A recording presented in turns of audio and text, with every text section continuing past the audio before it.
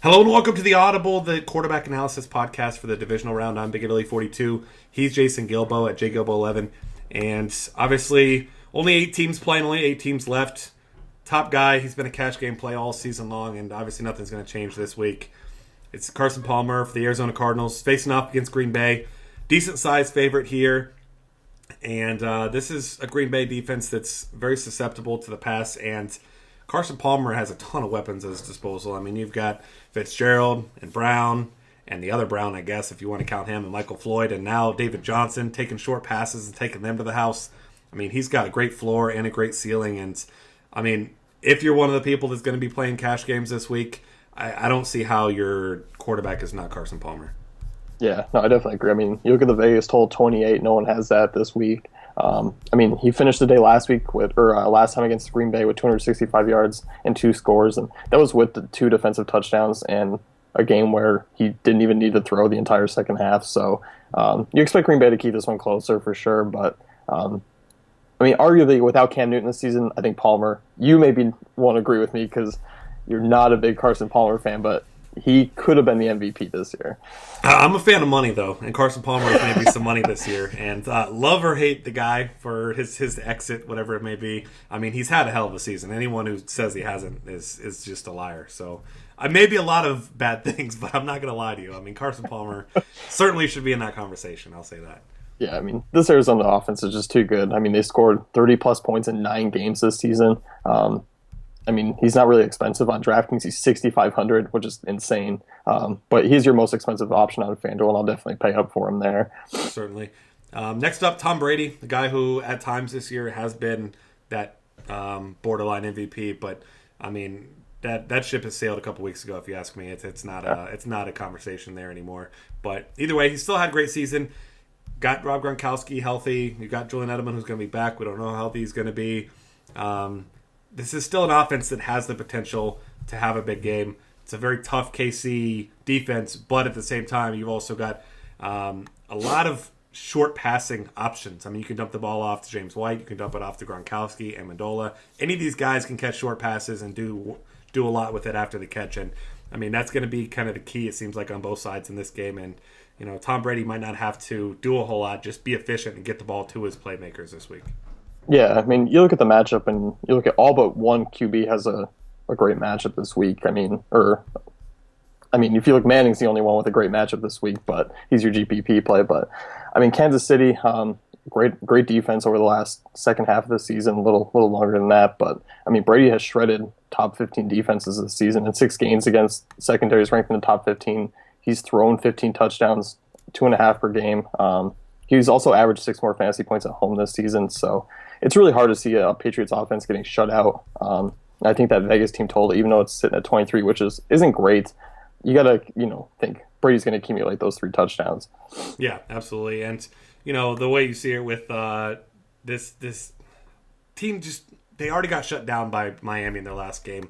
I don't want to say they're embarrassed right now, but like you said, you just don't envision a scenario where they just don't at least score a couple touchdowns. Even if they get down in this one, you imagine Tom Brady going to be able to pay off at least most of his price tag late with a couple touchdowns. Yeah. Now that we're talking about MVPs, we'll talk about the guy that is just going to win MVP. If you disagree with that, then you're wrong. But it's Cam Newton, and obviously tough matchup against the Seahawks. But Cam Newton is, I don't want to say a one-man show, but I mean... he's a one-man show. Yeah, I mean, you put, I guess offense to guys like Ted Ginn, but I mean, Cam Newton has done so much with so little, and it's not to say that the players around him aren't talented, but I mean, he's so easily the most valuable player to any team, and obviously the defense is a big part of that as well. But I mean, Seattle's defense looked good last week, but it was against a Minnesota offense that's, average at best. So this one, I wouldn't be surprised to see this one be a shootout. I mean, Josh and I were talking on the defense pod about which targets we like, and I mean, I'm not really a big fan of targeting either one of these defenses because I could see these two teams kind of going back and forth, and this one being a really exciting, high-scoring type of game. Oh, definitely. I mean, I completely agree with you there. I think, with the Carolina Panthers losing Tillman, you kind of lose that help on the outside. Still Norman, you still got Sherman, two of the better corners, but I mean, there's still other weapons that can make plays, and you're looking both these teams are very similar. Great defenses. I mean, kind of average wideouts. I'm not a Doug Baldwin guy, but I mean, he has been great this season. But I mean, really, outside of that, you got Tyler Lockett, who's going to see Josh Norman this week. But I really think both these teams are going to put up a fair amount of points and kind of hit the over on the Vegas total. So, I mean, Cam Newton's 45 total touchdowns. I mean, he has to be in play for GPPs. I don't think I'm going to pay up in cash games, which I don't know. I don't know if anyone's playing cash games still, but if you are, I would look at the other two options. And I mean, Seattle's defense has been good, but they have been beat by above average offenses this season. So we'll take a look at that schedule and look at who they've really dominated. It's teams like the Browns, teams like the Ravens. You got the Rams, who even put up points on them this season twice. So, I mean, this game's going to have some points in it. Yeah, Legion of Boom is a name of the past, if you ask me. I mean, it's still a lot of playmakers on this defense, but I'm not scared of them, and I know Cam Newton isn't either.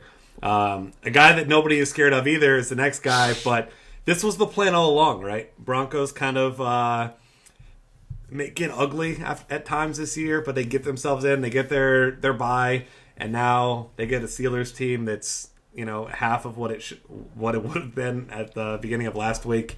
And I mean, Peyton Manning, the great thing about him, and it seems like this is why he's got guys like Emmanuel Sanders and Demaryius Thomas, because you don't have to throw the ball 20, 30, 40 yards down the field for these guys to make plays. And especially Emmanuel Sanders, who just seems to kind of have that little chip on his shoulder against the Steelers. I mean, maybe that's just me thinking that, but either way, tons of playmakers in the short passing game. Demaryius Thomas, I think, the best in the world after the catch. I mean, especially in that short passing game. So Steelers defense, that's like you said earlier, it's the worst on this that's left in the game now, and I don't even think it's close.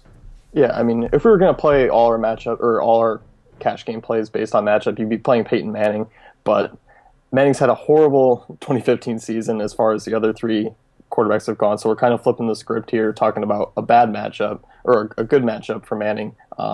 Football Outsiders ranks 15th in pass defense. They've allowed 28th most passing yards allowed this season. So, I mean, they're a very average secondary. And you got to think, I mean, at this cheap price tag, yeah, they're going to try and run the ball, but Pittsburgh's pretty decent against the run. He's going to have to throw some this week. So, I mean, with Emmanuel Sanders and Demaryius Thomas, you can work up a pretty decent stack for pretty cheap.